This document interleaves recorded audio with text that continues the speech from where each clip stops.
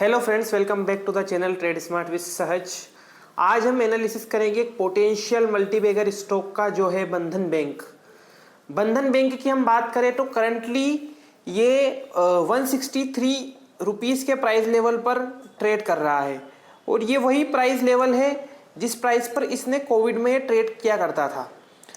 अगर हम कंपनी के इस अंडर परफॉर्मेंस की बात करें, क्योंकि अगर हम देखें तो पिछले 4 सालों में इसने एब्सोल्युटली 0% रिटर्न दिया है, तो अगर हम इसके अंडर परफॉर्मेंस की बात करें तो इसके कुछ रीजंस थे।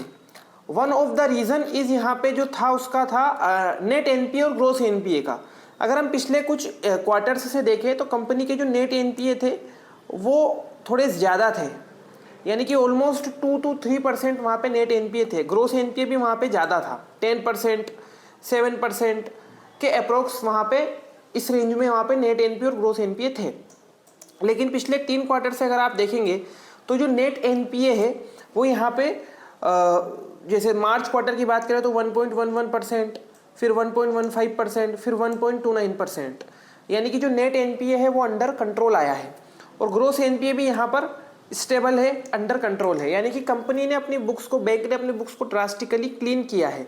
अगर हम एक नज़र क्वार्टरली रिजल्ट पे डालें तो यहाँ पे जो क्वार्टरली रिजल्ट सितंबर क्वार्टर का जो रिजल्ट है वो 5500 करोड़ रुपीस का रेवेन्यू है। ऑलमोस्ट ये हाईएस्ट एवर के करीब ही है।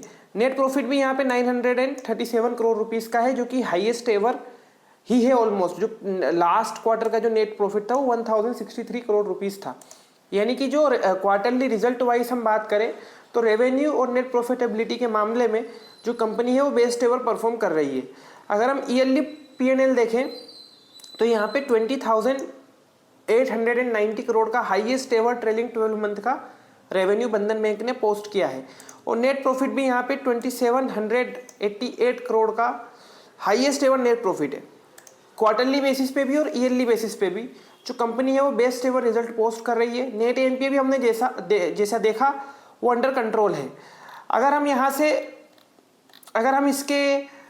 इसके बात करें हम मैनेजमेंट की, तो यहाँ पे जो मैनेजमेंट है उसमें भी कंपनी ने चेंजेस किए हैं। जो कंपनी के जो सीईओ है, बैंक के जो सीईओ है वो अब चेंज हो गए हैं। जो न्यू सीईओ है वो पार्था प्रतिम सेन गुप्ता है। यानी कि कंपनी में ओवरऑल देखा जाए तो सब कुछ बेस्ट एवर यहाँ पे दिख रहा है। क्वार्टरली रिजल्ट भी सबसे अच्छे पोस्ट हो रहे हैं।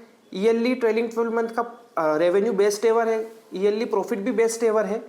लेकिन जो अगर हम स्टॉक प्राइस की बात करें तो वो करंटली कोविड वाले लेवल पे जो 163 का जो सपोर्ट जिस प्राइस पे लिया था कोविड में, उसी प्राइस पे करंटली स्टॉक अभी सपोर्ट ले रहा है और वहाँ पे ट्रेड कर रहा है। अब देखिए, जब कंपनी में सब कुछ बेस्ट एवर है, मैनेजमेंट भी चेंज हो गए हैं, CEO, captain of the ship भी चेंज हो गए हैं, तो यहाँ पे जब सब कुछ बेस्ट एवर है और स्टॉक प्राइस वर्स्ट एवर है, ऐसे स्टॉक मार्केट में नहीं चलता है ज़्यादा टाइम तक। अगर हम देखें तो यहाँ पे बहुत ज़्यादा चांसेस है, क्योंकि इसी प्राइस पे इसने कोविड में सपोर्ट बनाया था और यहीं पे ये करंटली भी सपोर्ट बना रहा है इस प्राइस पे।